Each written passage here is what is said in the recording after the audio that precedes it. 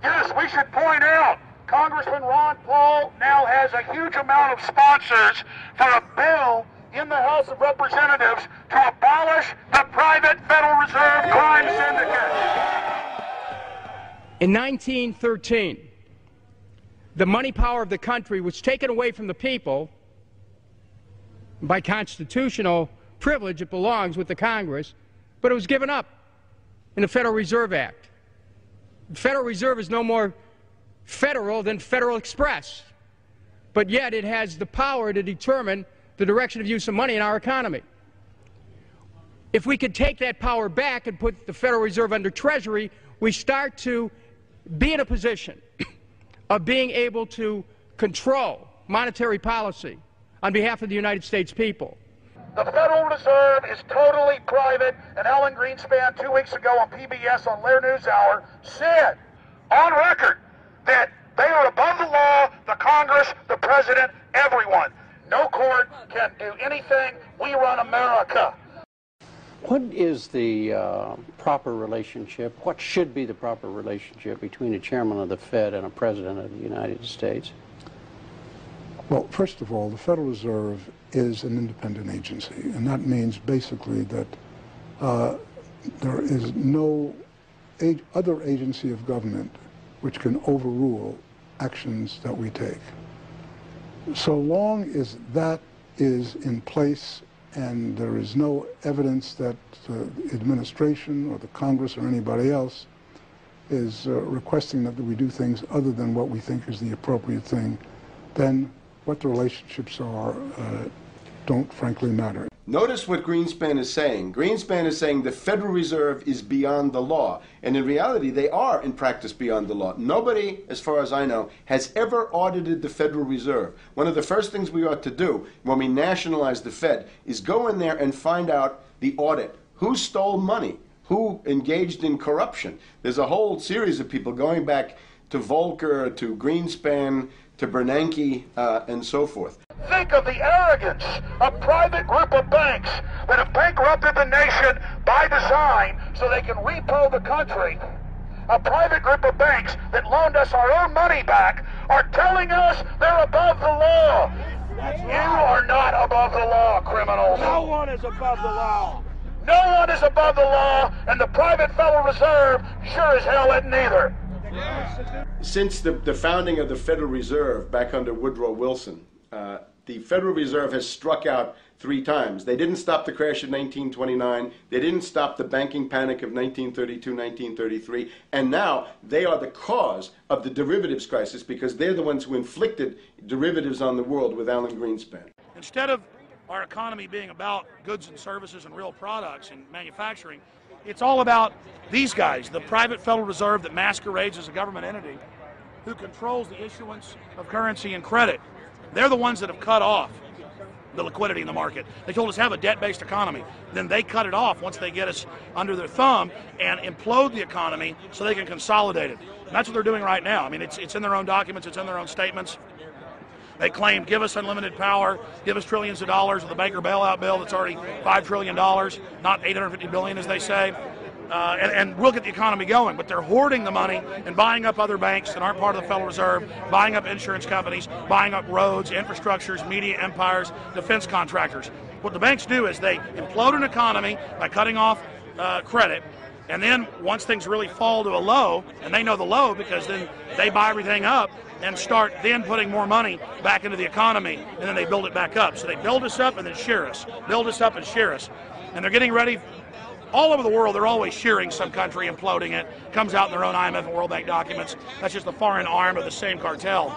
And these are the people who claim to be the saviors of the economy, the people who have created every important crisis in the past 100 years, the Federal Reserve. So it's illegal, it's unconstitutional, and it's a failure. And I think the failure is what everybody can see right now. Yeah, what they do is they make you think Clinton's evil in running things. Then, oh, Bush will save us. And then, oh, Bush was evil. Now we'll be saved by Barack Obama, but he's just a puppet. But as we get deeper into this phase, when they implode the economy, they have all the money and all the control. But they also like to pose as the savior. So Obama is meant to be the savior during the Depression, and he'll save us with a 1 million person, he said, is bigger than our military, domestic spy force, a 3 million person environmental spy force. So giving people these jobs to be government bureaucrats and spies to go out and manage the other 290-something million Americans. And so this is classical fascism. The communists also do it. Any vertically integrated command and control authoritarian system does this. So they're openly following what the same group of banks did in Germany, Russia. It's in the Communist Manifesto to have a private central bank, because the private central bankers actually wrote the ideas that they had Marx and Engels put out. People go, well, why would the banks want communism? It doesn't exist. They rape us, they consolidate us, they put us into work brigades, they make us slaves, and they say it's a people's paradise. Look at it, boy, you're really doing good. And then they transfer all the wealth of the nation offshore. The globalists are outside all the nations. That gives them safety, and they play countries off against each other. And so that's what we're facing and dealing with. And so they're bringing in classical, hardcore tyranny in the U.S., but we have the internet. We've grown our numbers. The alternative media has exploded. That's why they're trying to move in to shut down and regulate and tax the web, but it's too late for them. They're playing in the 19th century, 20th century rules. It's 21st century, the century of resistance to tyranny. And so it's going to be one hell of a fight with the people and free humanity on one side and the New World Order on the other. And every one of you out there counts, needs to be involved in this fight like nothing you've been involved with before, because this is life and death. Everything depends on exposing these people. Everything depends on showing the people that this is the New World Order, this is the criminals. We're dealing with the king rats here, the people that are carrying out tyranny worldwide. And either they fall or we fall. Either worldwide darkness and a new age of tyranny and oppression and with a scientific overlay, or a new age of liberty and freedom and a new renaissance. The choice is the people's out there. Okay, we can tell you what's going on. You can check it out for yourself and find out it's true. But don't wait. Investigate now. Get involved now. Go out there and reach out now. We don't have time. If you're looking for the solution, look in the mirror. Look right into the mirror, because you out there, men, women, old, young, black, white, doesn't matter. It's going to be up to you if they win or if liberty succeeds and the people have a chance of having any future. These are cold-blooded eugenicists. These are cold-blooded people who think they're God, think that they're our masters, that think that we're animals. These are the guys that funded Lenin and Stalin and Hitler and Mao. These are the guys, it's all on record, that bankroll this stuff. They are hardcore vicious, and they must be resisted. Up until about the Kennedy assassination and the beginning of the war in Vietnam, the United States is a very powerful engine for world progress. It's the assassinations, the Kennedy assassination, and the others in the 1960s, the beginning of the Vietnam War, and the beginning of the absolute domination of the Wall Street group over every other interest. Nobody else counts except the Wall Street money masters. That has now made the United States into no longer a force for progress, but something very different, often a force for destruction in the world. That doesn't need to remain that way. The interest of the American people is to fight to take your government back from Wall Street and make the United States a force for progress in the world, which we easily could do if we could just break the power of the people behind Obama. The main banks of Europe, which were started by Adam Weishaupt and Rothschild, the Banque Nationale de Paris, the Bank of England, the Bank of Italy, have all financed the messianic and war leaders of the last 200 years. Napoleon, Lenin, Stalin. They backed Adolf Hitler. They backed Franklin Delano Roosevelt.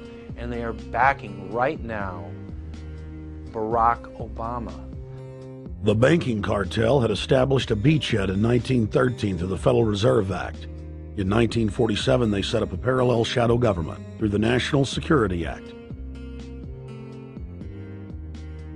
From 47 on, the national security state began the long process of absorbing federal and state bureaucracies, while at the same time undermining the constitutional power of Congress and dominating the executive branch. By controlling the issuance of currency and credit, the private Federal Reserve was able to buy up most of the Fortune 500.